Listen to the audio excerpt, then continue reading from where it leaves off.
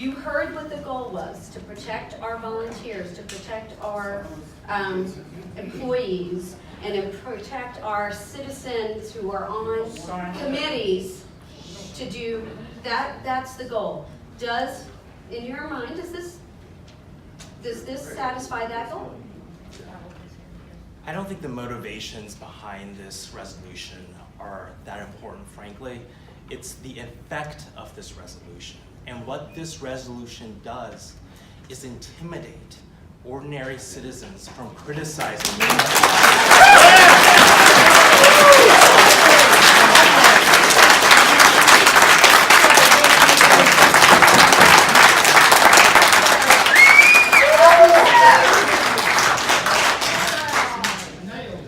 So that was the question we had, because this was the, people need to, our concern is getting volunteers, getting people who are subjected to some undue, potentially undue, claims.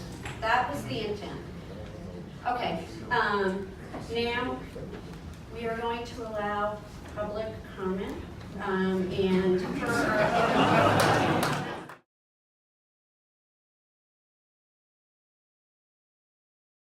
It's really rare to have an environment in this contentious political environment where we can all agree on one thing. And so, the First Amendment zealously protects people's freedom to criticize their public officials. That's the cornerstone of our democracy. And threatening constituents with lawsuits is undemocratic and nothing that we should be standing for. But I'm just going to add a few points about the taxpayer costs that, to add on what other people have said. This resolution not only puts taxpayers on the hook for paying for the lawsuits that any politician wants to bring against their constituent. When a defamation lawsuit is brought and it is dismissed because it violates the First Amendment, as many of these lawsuits would do, under Georgia law, there's something called an anti-SLAPP statute. And it says that if a defamation lawsuit is dismissed because of the First Amendment, the plaintiff has to pay the defendant's legal fees.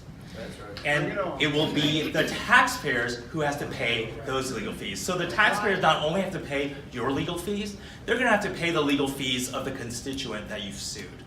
And even after that, the constituent can come back with a slapback statute and sue you for malicious prosecution or malicious abuse of process. And if they are successful in that second lawsuit, the taxpayers in this room will pay for that as well. So we urge you to reject this misguided, undemocratic, and wasteful resolution.